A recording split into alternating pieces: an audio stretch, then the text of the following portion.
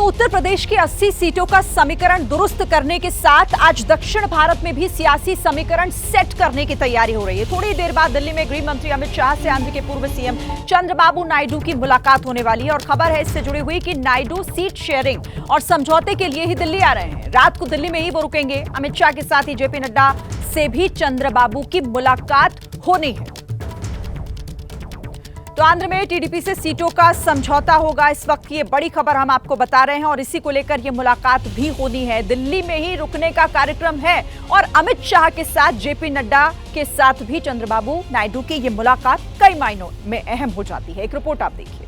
जगनमोहन रेड्डी की party YSR Congress को 50% vote मिले थे, जबकि 3 सीट जीतने वाली टीडीपी को 40% वोट, जनसेना को करीब 6% और कांग्रेस बीजेपी को महज 1% वोट ही मिले थे। 2019 चुनावों से पहले तक टीडीपी एनडीए का महत्वपूर्ण हिस्सा थी, लेकिन तत्कालीन मुख्यमंत्री चंद्रबाबू नायडू ने आंध्र प्रदेश को विशेष राज्य के मुद्दे पर टीडीपी से रिश्ता तोड़ दिया। हालांकि उसके बाद हुए लोकसभा और विधानसभा के चुनावों में पार्टी को करारी हार का सामना करना पड़ा।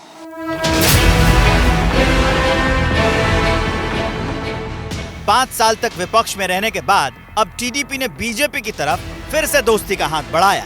बीजेपी को भी दक्षिण भारत में अपना आधार मजबूत करने के लिए दमदार दोस्त की दरकार है। चूंकि नायडू एनडीए के संयोजक की जिम्मेदारी भी निभा चुके हैं, ऐसे में बीजेपी के लिए भरोसेमंद साथी साबित हो सकते हैं। बीजेपी के लिए इस बार दक्षिण भारत की सबसे बड़ी चुनौती है और इसी चुनौती को पार पाने के लिए बीजेपी एक ईंट जोड़कर गठबंधन की बड़ी दीवार बनाने की तैयारी कर रही है। बीजेपी ने कर्नाटक में जेडीएस से समझौता किया है। आंध्र में पवन कल्याण की पार्टी जनसेना पहले से एनडीए का हिस्सा है। केरल कामराज कांग्रेस और बीडीजेएस से गठबंधन है। तमिलनाडु में एआईएडीएमके, ओपीएस, तमिल मनीला कांग्रेस, मूपनार और पुथिया तमलिंगम एनडीए का हिस्सा है। पौंडीचेरी में ऑल इंडिया एनआर कांग्रेस भी एनडीए में।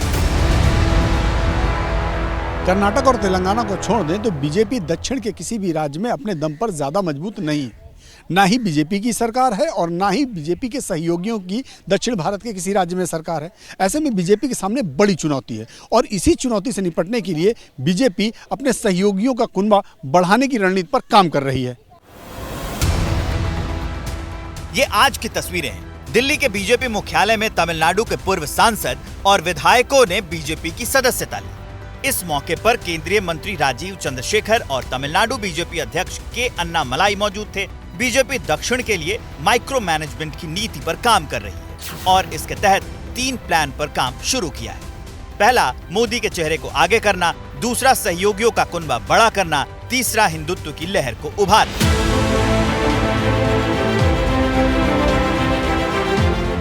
प्रधानमंत्री नरेंद्र मोदी ने पिछले महीने दक्षिण भारत में ताबड़तोड़ दौरे किए थे। अलग अलग कार्यक्रमों को जोड़ लें तो पीएम करीब हफ्ते भर तक दक्षिण में ही थे, क्योंकि यहाँ बीजेपी का आधार बहुत ज्यादा मजबूत नहीं है। लेकिन बिना दक्षिण का किला जीते बीजेपी प्रधानमंत्री नरेंद्र मोदी के 400+ के अपने सपने को साकार नहीं कर सकती।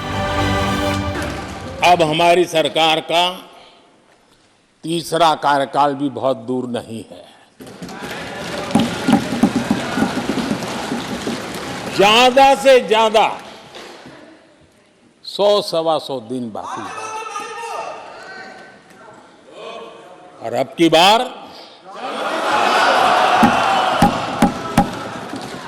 पूरा देश कह रहा है, अब की बार खड़गे जी भी कह रहे हैं, देश का मिजाज एनडीए को तो 400 पार करवा ही के रहेगा, लेकिन भारतीय जनता पार्टी को 370 सीट अवश्य देगा।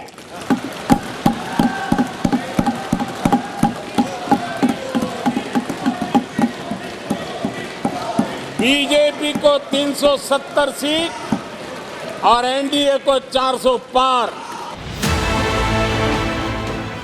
दक्षिण भारत में लोकसभा की 132 सीटें हैं। 2019 के लोकसभा चुनाव में बीजेपी गठबंधन को 31 सीटें मिली थी। कांग्रेस गठबंधन को तब 65 और अन्य को 36 सीटों पर जीत मिली। 2024 के चुनाव में बीजेपी का लक्ष्य अब की बार 400 पार है। 2019 में उत्तर भारत में बीजेपी का परचम लहराता नजर आया। इस बार के चुनाव में उनको दक्षिण का किला फतेह करना जरूरी है और इसलिए बीजेपी दक्षिण में खास तौर पे सहयोगी पार्टियों की तलाश कर रही है और टीडीपी उसमें से एक है। जैसे ही घड़ी का काटा दोपहर 2:30 पे आए, बबीता जी का दिल सास बहू साजिश के लिए मचल जाए। और ये है इनकी बहू, पूरे दिन ऑफिस की टेंशन हो जाए गॉन जब ये करें अपना फेवरेट शो फ्री टाइम पे ऑन। इनकी तरह आप भी देखिए अपना फेवरेट शो अपने टाइम पर और डाउनलोड कीजिए एबीपी लाइव ऐप अपने स्मार्ट टीवी पर।